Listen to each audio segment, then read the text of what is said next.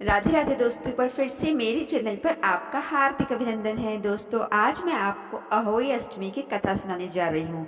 लेकिन उससे पहले मैं आपको अहोई अष्टमी के बारे में कुछ छोटी सी जानकारी देना चाहती हूँ।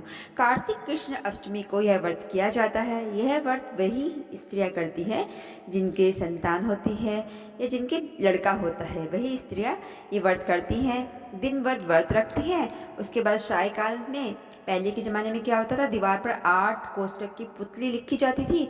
उसी के पास सेई और सेई के बच्चों के चित्र भी बनाए जाते थे। लेकिन आजकल बहुत ज़्यादा सुविधा उपलब्ध है, कैलेंडर, तस्वीरें मिलती हैं, तो उसमें ही पूजा कर ली जाती है।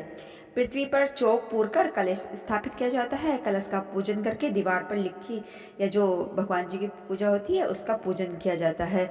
और दोस्तों, कहीं कहीं पर तो ऐसा होता है कि पूरे दिन कुछ काटते नहीं हैं, कुछ सिलते नहीं हैं। अहोई अष्टमी के दिन सब्जियां नहीं काटते हैं, कुछ सुई धागा नहीं करते हैं, कुछ भी कैंची नहीं चलाते हैं, कुछ भी ऐसा धारदार वाला काम कुछ भी नहीं किया जाता है अहोई वाले दिन। और तारे को देखकर उनकी पूजा, तारे को अर्घ देकर व्रत खोला जाता है। अहोई अष्टमी में ऐसा बताया गया है, कहीं कहीं पर ऐसा होता है। तो पूरा दिन व्रत रखने के बाद शाम को भोजन किया जाता है। चलिए दोस्तों, अब शुरू करते हैं अहोई अष्टमी की व्रत कथा। अहोई अष्टमी की सबसे प्राचीन व्रत कथा। एक समय की बात है, किसी स्त्री के 7 पुत्र थे। वह कार्तिक के महीने में दीपावली से पहले अपने मकान की लिपाई पुताई करने के लिए मिट्टी लाने के लिए जंगल में गई। वह एक जगह से मिट्टी खोदने लगी। वहीं सेह की माद थी। अचानक उसके हाथ से कुदाली सेह के बच्चे को लग गई और वह तुरंत मर गया। यह देखकर स्त्री को बड़ी दया आई, पर अब हो भी क्या सकता है। वह मन में दुखी होती हुई मिट्टी को लेकर घर चली आई।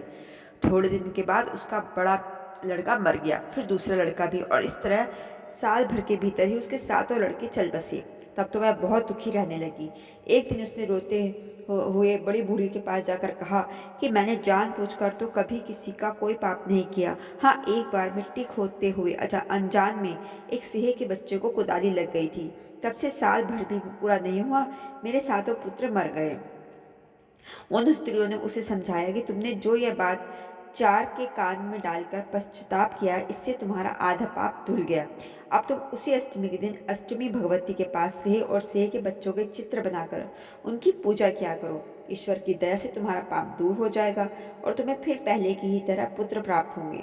उस स्त्री ने आगामी कार्तिक कृष्ण अष्टमी को व्रत किया और तब से लगातार उसी भांति व्रत और पूजन करती रही। ईश्वर की कृपा से उसे फिर 7 पुत्र प्राप्त हुए। तभी से इस व्रत की जो पूजन की है वह परंपरा चल पड़ी।